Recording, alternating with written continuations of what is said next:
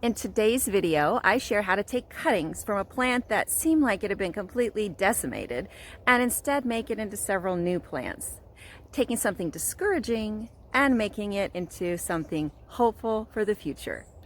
Well, this is sad.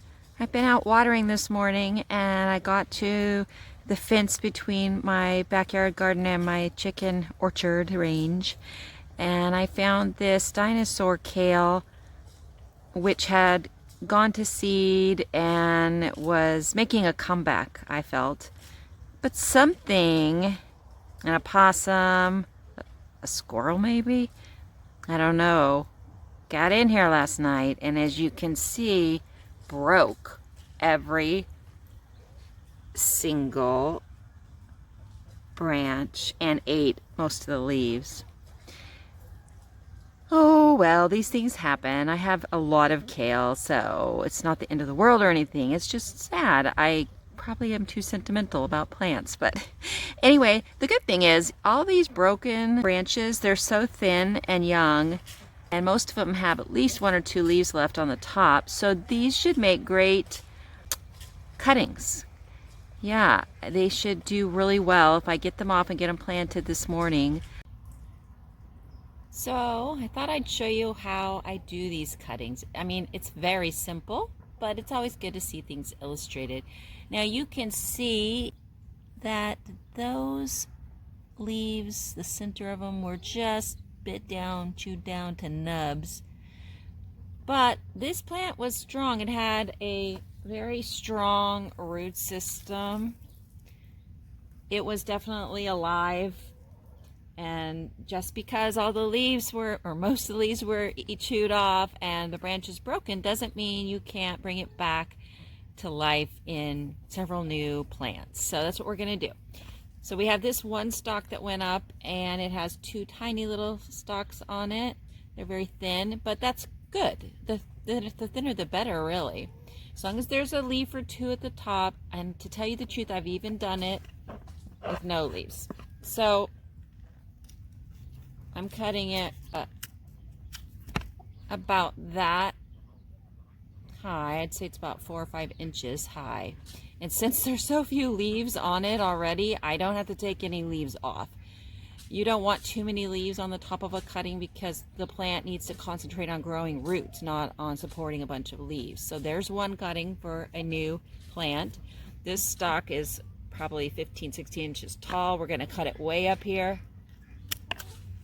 Now, it has it branches into two stems, Ys there, you can see, but I'm going to leave it like that. I am going to take off this one large leaf here, which seems kind of sad since all the other leaves were taken off already, but I'll just throw that, whoops, that didn't work. Gotta try it again there. There we go, into my chickens. They'll enjoy that. And this one, these don't look good, okay? They're half eaten, but they'll do the job that needs doing to get this plant going. So I'm going to plant that one. That's 2. I don't need that stem. So the leftover stems will go into my compost. Now, the fact is, I won't be too hasty. I just was going to throw all these away, but actually, I'm going to plant this stem because I have had one time a stem grow into a new plant.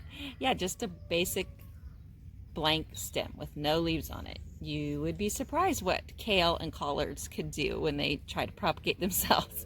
They're pretty good at it. So I'm going to try that just for fun. I mean, what? There's nothing to lose. The plant's already gone.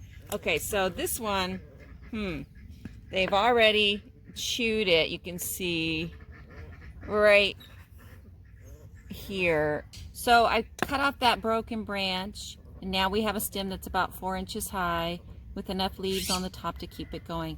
Now this is not the ideal length of stem. I would prefer at least a 6-inch stem like this one, but I have had success with 4 inches, so again, nothing to lose, might as well give it a try.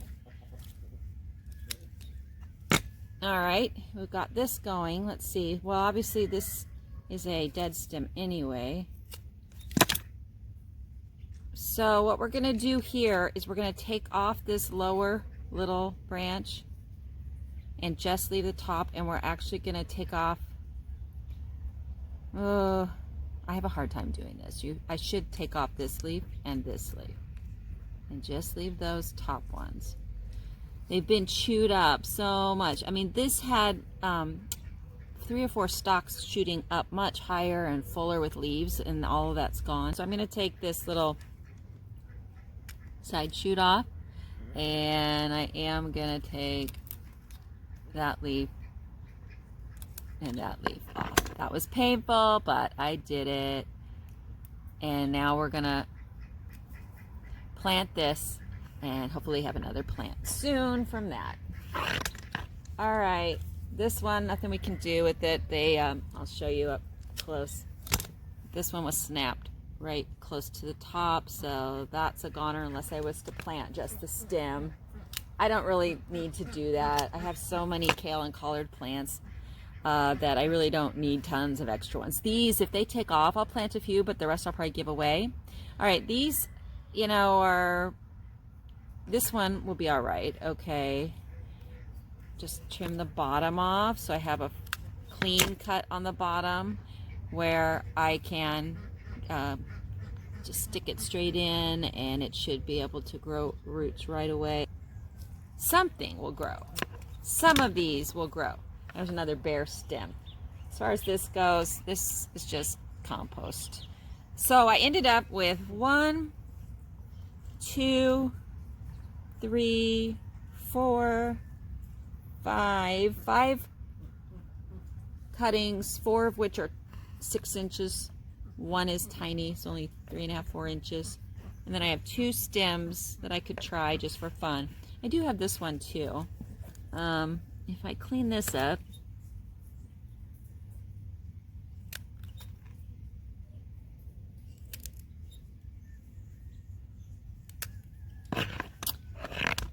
they're pretty bare, but I've seen something like this take off before, so who knows. So now we have, what was that? How many is that now? I have to recount. 1, 2, 3, 4, 5, 6. Okay, so now I've got 6 with leaves. 1 is short, and 2 stems out of that one plant. So if I just get 1 new one, I've replaced it. And if I get more than that, wow, I've multiplied it. So that's a good thing. So it makes me less sad that I'm at least doing something about it. All right, I'm gonna go get some pots and get these planted.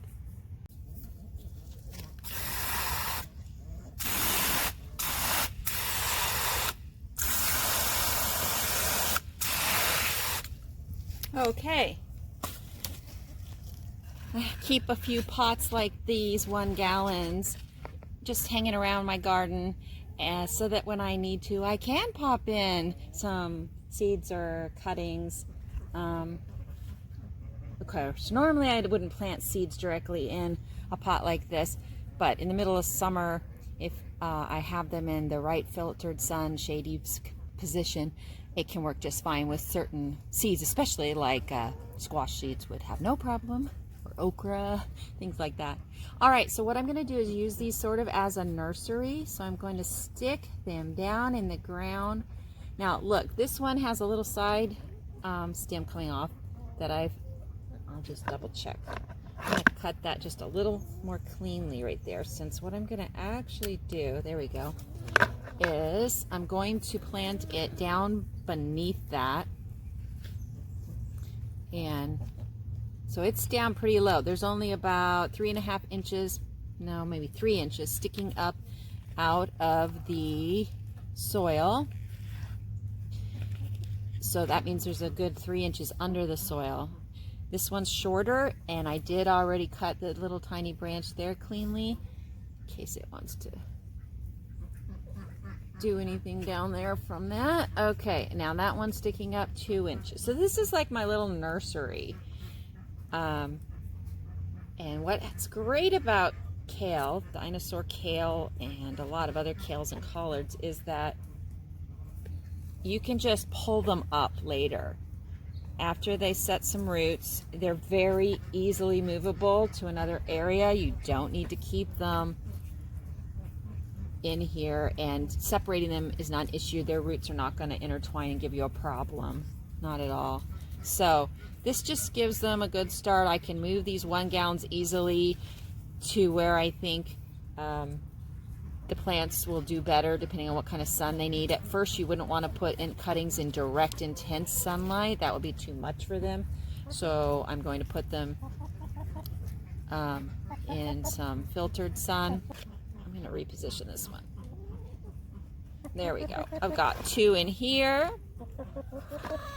and then the 2 bare stalks and 1 short one in that pot. So that's my pot that is more experimental, and then 3 strong tall ones in this one. So we have a total of 8, and I'm hoping that some of them will take off, and I will let you know within 2 to 4 weeks. We should know, but it might take a little longer. You just never know. Kale is really fast usually though, and I love dinosaur kale. It's delicious, and not only do my people like it, but my chickens and ducks like it too. All right, I'm just gonna give them a little bit more water. I did water the soil thoroughly before I put them in here. I'm just watering the top in, and I'm doing this in the shade because I don't want them to be in the sun when any part of their leaves are wet. Even though they only have a few leaves, it's still important in my intense sunlight to keep their leaves out of direct hot sun. All right, I think we've got a good chance here to get some great new dinosaur kale plants. So I'm no longer discouraged as I was when I first found this poor plant this morning. And there are the cuttings, all nestled into this crate, all 8 of them. They've got filtered sun even now at about 5:30 p.m. They have this kind of filtered sun most of the afternoon from like 1 p.m. on. We have some green walking onions that I planted there just like a week or 2 ago at the most, and they've shot up. And this is a merit collard that I planted from a cutting last spring. Yeah, doesn't it look good? Yeah, these dinosaur kale should do great here. So I will keep you updated. Okay, so it has been about 10 days since I put those cuttings in. Let's take a look and see how they're doing.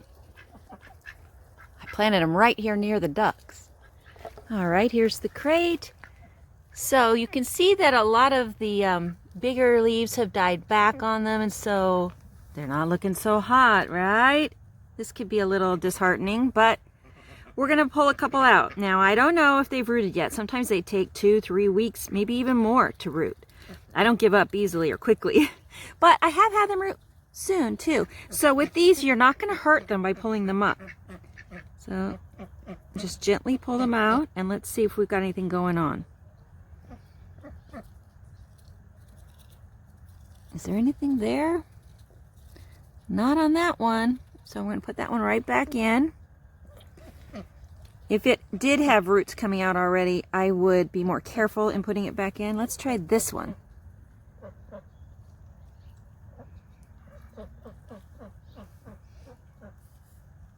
Aha! Look at that! 2 roots growing already after just 10 days. Can you see those? Yeah, there they are. No question about it. This one's gonna take off. So I'm gonna put this back in the soil, and gonna set this down, the camera down for a minute while I do that. Okay, so what I'm gonna do here, just to be on the safe side, and this might be a little overkill, but you know, it doesn't hurt. So I'm gonna take a stick and reopen that long hole that this cutting was in, make sure the dirt is out of the way, because when I put this cutting back in, I don't want to disturb those roots that are on the bottom there. And then I'm going to gently put it right back down into that hole, and then push the dirt around it. Now, I don't really suggest that you pull up your cuttings after 10 days to check them out, because, you know, you could technically damage the roots if they are growing. But since I have so much kale growing around the place, I wouldn't be devastated if I lost this little cutting, but I don't think I will. And I think that these other ones are also going to take off and do really well too, just like this merit collard here did. And it's growing into a big bush, which I repeatedly tear leaves off of for the ducks. So there you have it. Just 10 days ago, this was a big disappointment for me to find in the garden. The plant looking like it was utterly destroyed. But now I feel pretty good because I think that in a few months, we're going to have at least a few of these that will be thriving new dinosaur kale plants. And that makes me really happy. Yes, soon those plants are going to look like this.